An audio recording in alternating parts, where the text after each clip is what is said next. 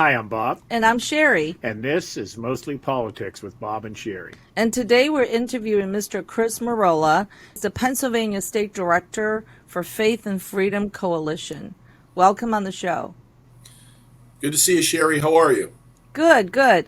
Hey, Chris, can you tell the viewers what is the Faith and Freedom Coalition and what do you guys do?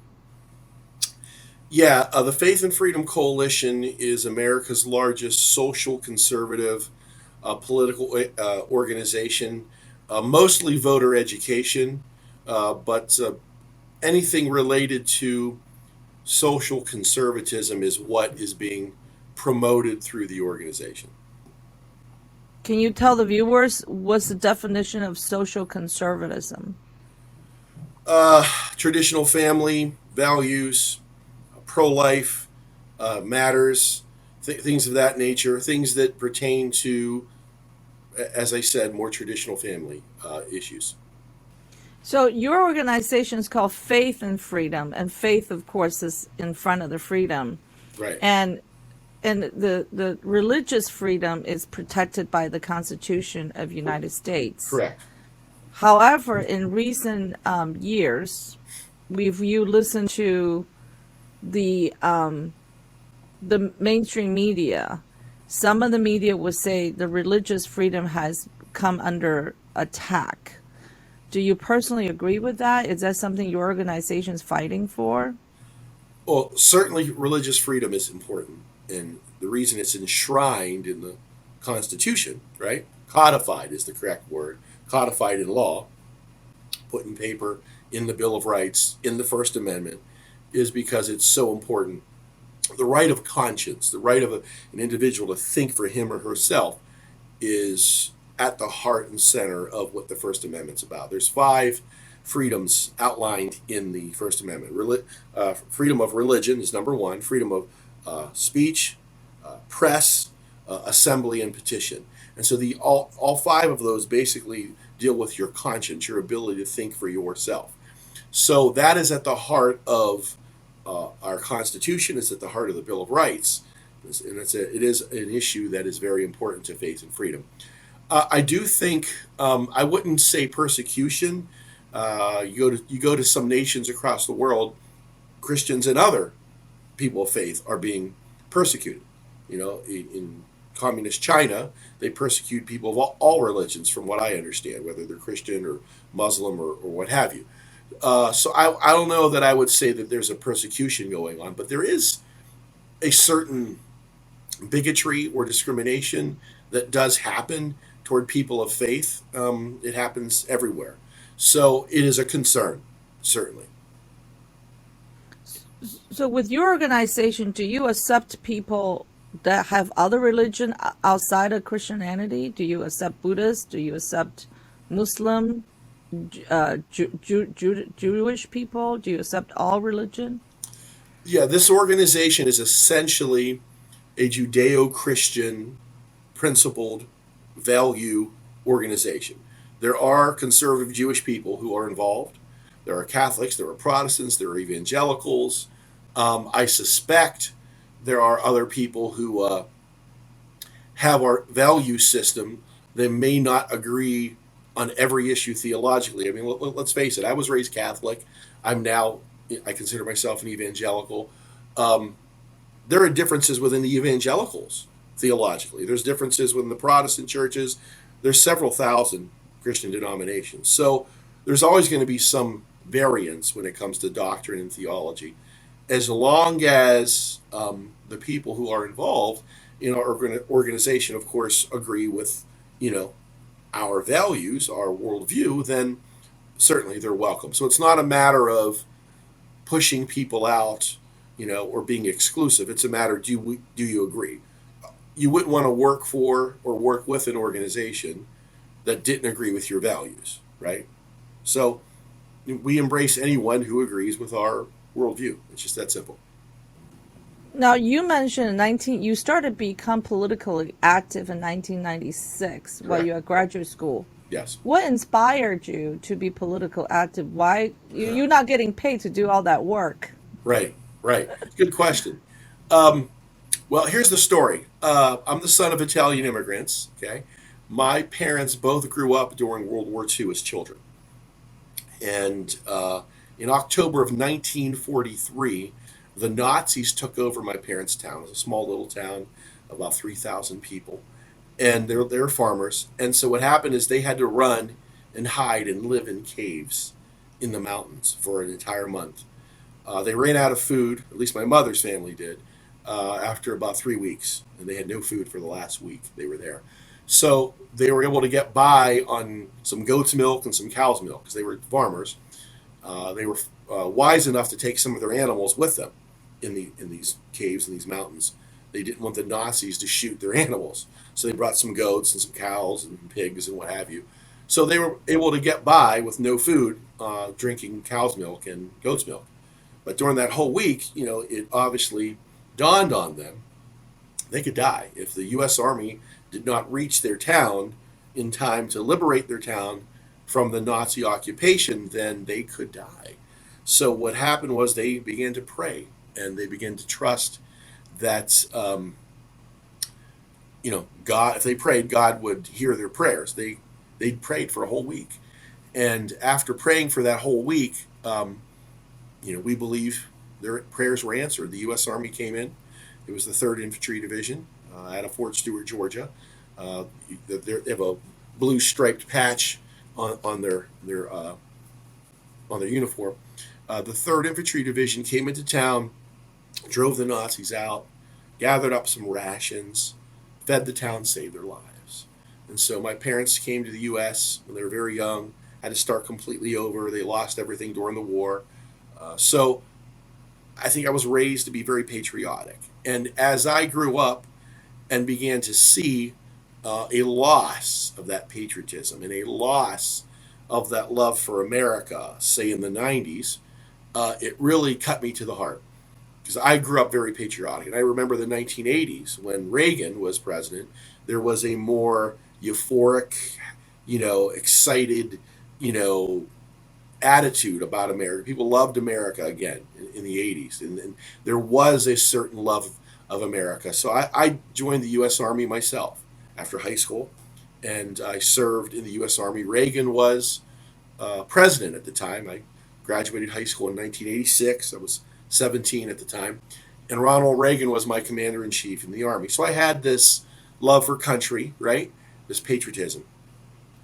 And I saw that begin to diminish in the 90s. And so I decided to get involved, to answer your question, in politics because I felt that, we needed to reestablish some of that patriotism and that love of country. And that's why in 1996 I got involved in a political campaign. So, what do you do to the younger people? Because I'm an immigrant myself. Right. And I grew up in China. Whether you agree with the Chinese government or not, we grew up. The love for the love of the country is ingrained in our head. Mm-hmm. For me, it was to love China, to love the Communism Party, to love your own country, to love your motherland. But when I come to United States, and I notice that even in the education, I finished high school in Oklahoma and I went to college. There's nowhere to promote that love of the country, regardless what country you're in. I'm sure kids in Russia learn to love Russian, kids in Ukraine learn to love Ukraine, even kids in Africa that the leader, do genocide, it learn to love their country. But in America, it's like, no, that's not being taught anywhere. You might, say the Pledge of Allegiance in a baseball game, but people throw their hats and like, okay, now we're playing ball, and that's forgotten. So as someone that does love this country and see that getting lost, what do you think people have to do to bring that back? I think we have to understand our history and how we got here as a country. There's a lot of talk about some of the bad things that have happened in America: slavery, segregation, Jim Crow. All of those things are true. All of those things happened. All of those things were wrong, no doubt about it. What I would say, if you take a bigger picture of history, you would realize slavery, segregation, all these terrible things that did happen in America that need to be condemned, that are totally wrong, they have also happened in other cultures and other nations around the world. America is no worse than any other country when it comes to the bad. America has done some of the same bad things that occurred in South Africa, that occurred in Europe, everywhere else. Okay, so America is no worse than any other country or civilization when it comes to its bad. Where America excels is not the bad, but the good. So America is no different than any other country. We're on an equal playing field with the bad when it comes to the bad things that have happened in America. Racism, discrimination still exists, and it's wrong, and it needs to be condemned. But what I believe sets apart America is the good. No country has done more, in my opinion, to overcome its wrongs. We've had civil rights. We've had laws passed to end discrimination and bigotry and be more tolerant and understanding. And it's interesting, guess who led those movements to end slavery and segregation? It was conservative Christians. It's the truth. Slavery would not have ended if conservative Christians had not continued to speak out against it. Martin Luther King led the charge to end segregation. That ended in 1964 when the Civil Rights Act of 1964 was passed.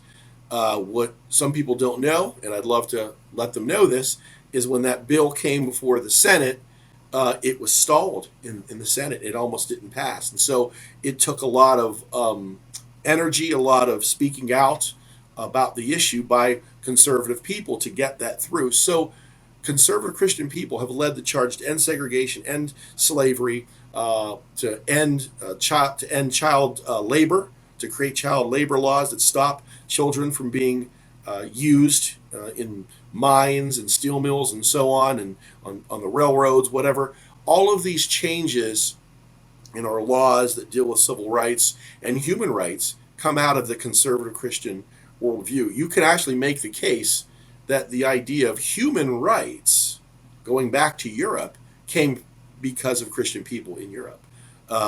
Magna Carta, and all these different documents, all these different movements, the church led the way. Hospitals, healthcare, protecting elderly people, the abused, disabled people.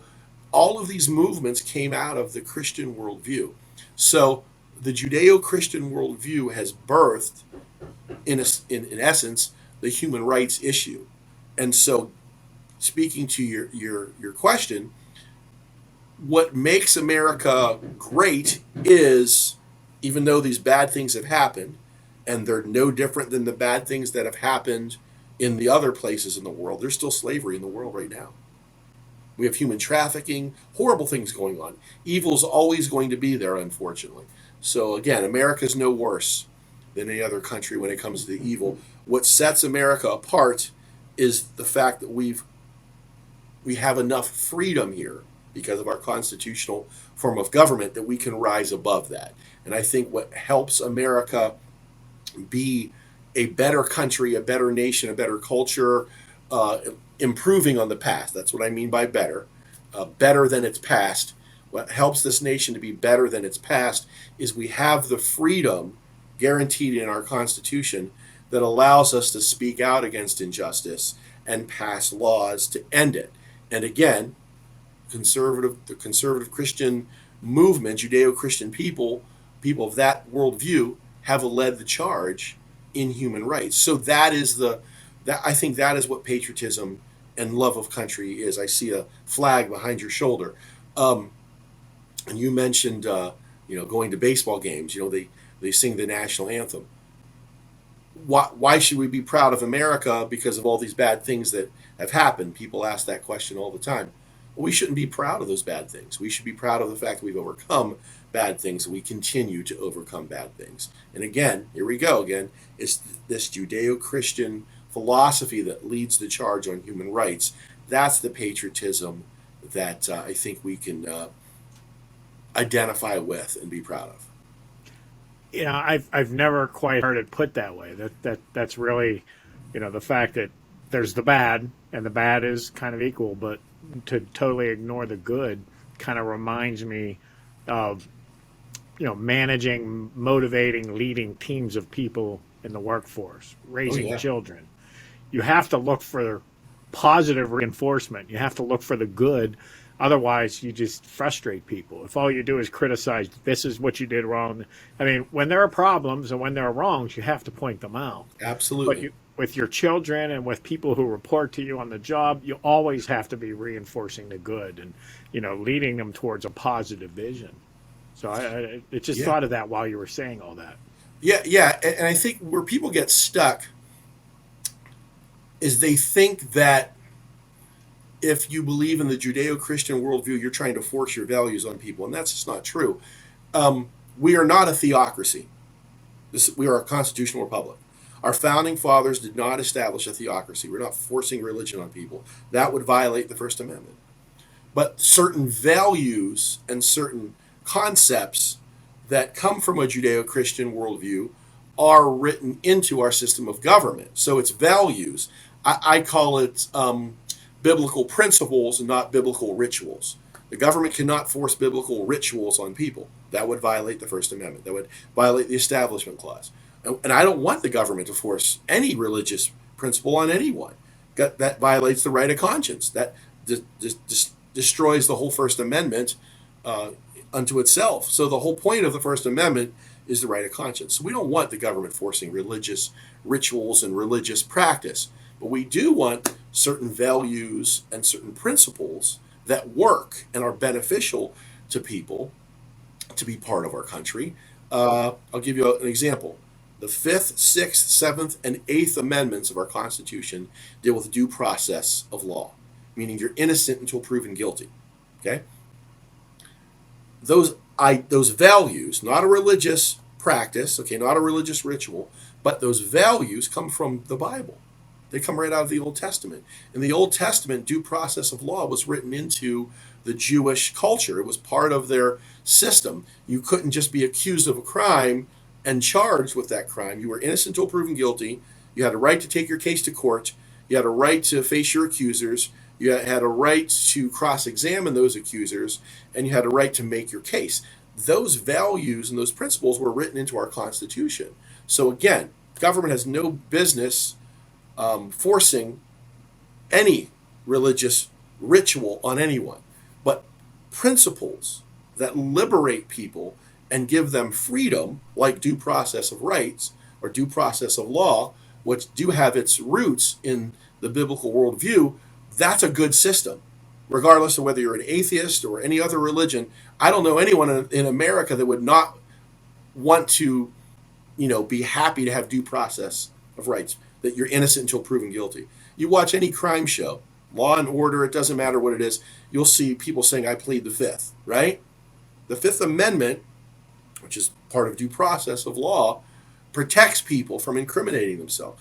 Those rights, those values, okay, come from a Judeo-Christian worldview. What would America be like if we didn't embrace those values? Again, we're not forcing religion. I don't want government telling you how to practice your faith. If you don't even want to have a faith, you have a right to be an atheist. You have every right to do that. And I would never trample upon your desire to practice your own conscience, your own freedom. The bottom line is, though, these values do matter. And again, why has America succeeded? Why has America overcome its bad and its wrongs? Because there are these principles that come from a Judeo-Christian worldview that have given us so much freedom. And so that's why faith and freedom exists. That's why we promote the flyer program to educate people and show them who's running for office. That's why we have this Road to Majority conference, which is coming up in 2 weeks in Nashville. If anyone is interested in attending this Road to Majority conference, where people have been invited to speak, such as Ted Cruz and others, please, again, contact me, chris@paffc.com. I'd like to see if I can get you to this Road to Majority conference. It's a 3-day conference. So if anyone's interested, comes up in 2 weeks in Nashville, your people are invited. I wanted to just touch upon a little bit on a pro-life issue within your organization. So there seems like this extreme. Either you're pro-life, belief in life starts at conception, or if you are pro-choice, you want to kill babies. Now, is there a certain special situation where your organizing believe that women can, like, plan B, taking plan B pills, or if it's in case of a rape and that kind of situation, or it's like pro-life, life starts at conception and that's it. Our position is one where anything that promotes the protection and sanctity of life, not just in the womb, but outside the womb as well. Because pro life isn't just within the womb. I mean, looking after elderly people, making sure they're not abused, making sure they're not mistreated, that's being pro life, you know. So anything that is under the pro life umbrella is something that we would certainly the Pennsylvania Faith and Freedom Coalition would be behind. We're not going to get too deeply into the weeds here because let's be honest here. If this leak coming from the Supreme Court is true, and it appears to be so, what I think it was Chief Justice Roberts who confirmed that it does appear that Roe v. Wade will be overturned soon. If that happens, abortion doesn't go away; it just goes back to the states. So it's not, there's no ban on abortion. The abortion issue is still going to continue. So our position is anything that protects and defends the sanctity and respect for innocent human life, whether they be babies in the womb or children outside of the womb or elderly people being mistreated, whatever the issue is, it's a big umbrella, pro life.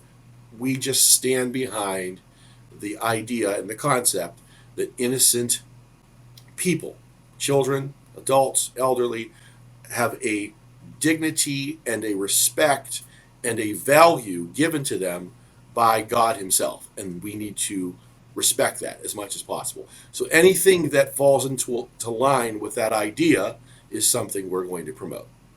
As a Pennsylvania state director, what is your role and what do they expect from the top down?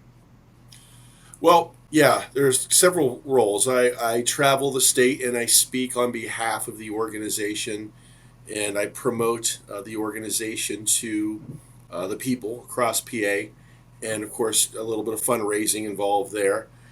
We have events where people will speak. I'm sure you remember we had an event last September. Congressman Mike Kelly spoke, and we gave him an award. That's probably another, I guess, component. And then we also have our field program every 2 years where we will hire people. We pay them $10 an hour to simply put flyers on doors. The flyers are a breakdown of who's running for office. They basically demonstrate who's running on the Democrat side, who's running on the Republican side, and they identify the issues they're running on.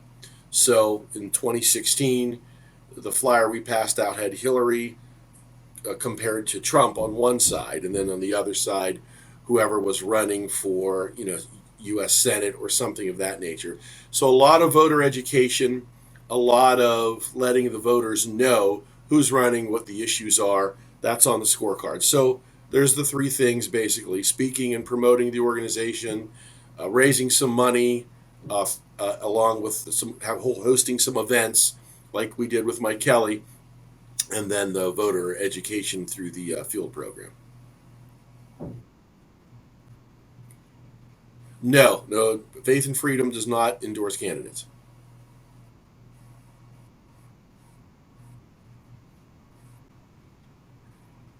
Yeah, obviously the pro-life issue, where they stand, what their position is on the life issue, their position on taxes, because obviously taxes affect the family, right?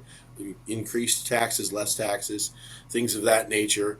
Whether people believe in more power in the hands of parents regarding education versus more power in the hands of government. So those are kinds of issues that would be on the scorecard.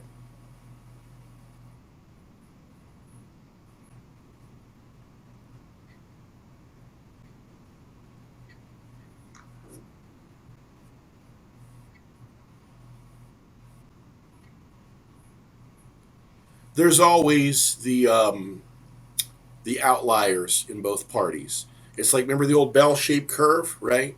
There's always those on the Democrat side, maybe a Joe Manchin occasionally, that would be more socially conservative.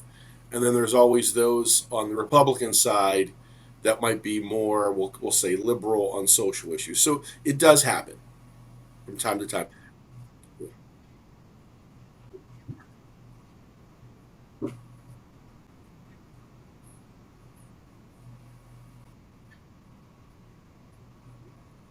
It has happened. Every year they have a national event called the Road to Majority Conference. That's coming up in a couple weeks, 2 weeks actually, from uh, tomorrow. And so what's happening is, or what does happen, they have speakers who attend. So last year it was in Florida. A couple of years before that, the RTM Road to Majority was in Washington D.C. This year it'll be in Nashville, and Ted Cruz has been invited to speak. I know Trump has been invited to speak, and others like that. And yes, some Democrats have, on occasion, uh, gone to these events and spoken. So the criteria is you have to be someone who believes in, again, traditional family values and the pro-life, pro-family agenda.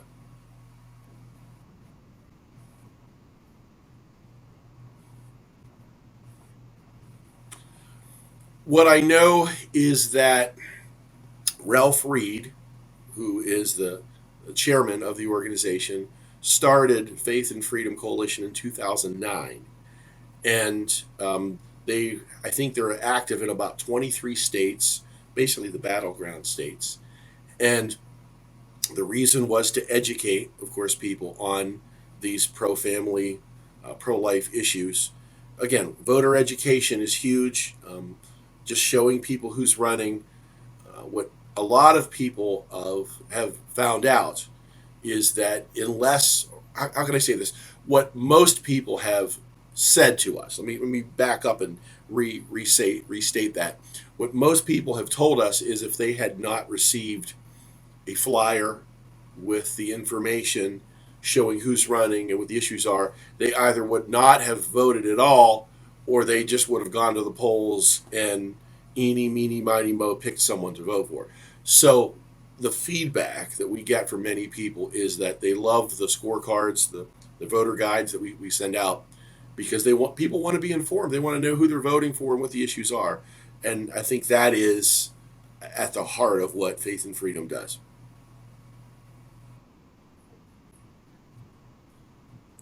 Absolutely. Every 2 years, Faith and Freedom passes these scorecards, these voter guides, scorecards, voter guides, whatever you want to call them. I prefer to call them voter guides. We're going to pass them out. They have this little hook mechanism on the top that you just put on the door for people to, easily just take off their door and see who's running.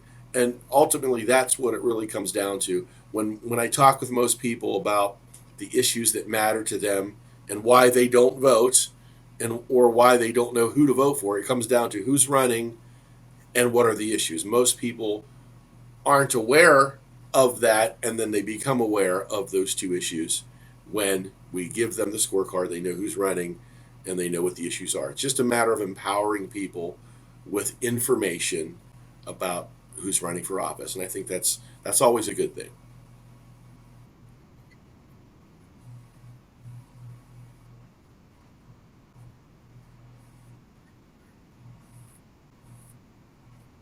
Yeah.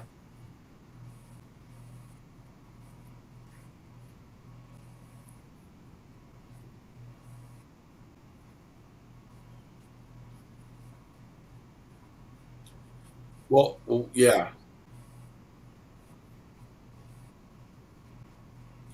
Well, again, we don't endorse candidates, so that's not an issue for us. I think when it comes to candidates who get on the scorecard, we look at their record on those issues if they can demonstrate. So whether I don't know what they would say about Oz or not, I don't have an answer for that because again, we don't even know who's going to win. They're still having a recount for that U.S. Senate race between Dave McCormick and Dr. Oz. So last I heard, Oz was winning by 902 votes, but there's 10,000 votes that haven't been counted, and then there's a recount. So who knows what's happening? I know there's a legal challenge in court whether 4,000 of those 10,000 votes should be counted because I believe the date was left off of the envelope for the mail-in ballot. So we're not getting involved in any of that. We're just going to wait and see who the people are that are the candidates in each race, and they will decide. The organization will decide who to place on the flyer. So remember, there's two sides to the flyer. So I'm sorry.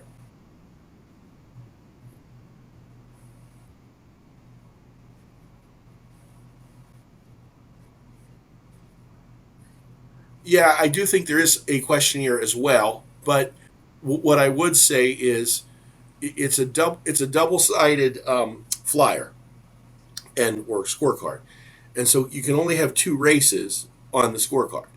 So they're going to have to select which two races. I don't have anything to do with that, but I certainly recognize that I would pretty much say the governor's race would be on certainly be on one side. So these are statewide races. We have had congressional races on the one side of the scorecard.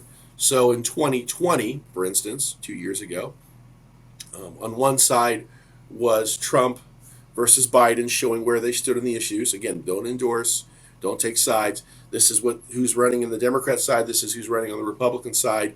Here are the issues that they stand for. And then on the flip side, we had each congressional race. So, congressional district 16 would be Mike Kelly, and then another district, we would have who's Mike Kelly versus his opponent, and so on. So we do at time to time break it down by congressional district. So each election's a little bit different. So, Chris, how did you get involved with Faith and Freedom Coalition, and how did they find you and approach you to run as a Pennsylvania state director for them? Sure. Well, I am a political consultant by trade. I have worked on 28 political campaigns. I ran for the state house in Virginia. My wife and I are from Western PA. We lived for 10 years in the Washington, D.C. area in Northern Virginia, and I ran for the state house there. So we moved back to Western PA to start a family. We have a 7-year-old daughter. And so I just do political work for different candidates and different organizations. In 2016 and then in 2018, I ran the field operations for the Pennsylvania Faith and Freedom Coalition, and that was just for Western PA. In 2020, I was approached by the Faith and Freedom Coalition, the larger organization, and they asked me to not just run their field program in Western PA, but run the field program statewide. So that was in 2020. So I basically have been working in the capacity of state director for Faith and Freedom for about 2 years now, 2.5 or so, something to that effect. Yeah, about 2.5. And now we do the field operations statewide. Do you have branch offices in other parts of Pennsylvania? No, there are no office locations. I work out of my home. I work from home, and this is what I do. I travel the state. I speak on behalf of the organization, and then I recruit people to do the field work. Again, we pay them $10 an hour. If someone's interested, someone watching here is interested in participating in our field program, where we put the flyers on the doors. Okay, it's a very simple process. We have an app. Um, the people that we hire would download an app to their smartphone. The app would take them to a neighborhood they choose. So if they live in Allegheny County, and let's say they want to throw a name out, Oakmont. Let's say they want to work in Oakmont, or they want to work in Bethel Park, wherever the area is.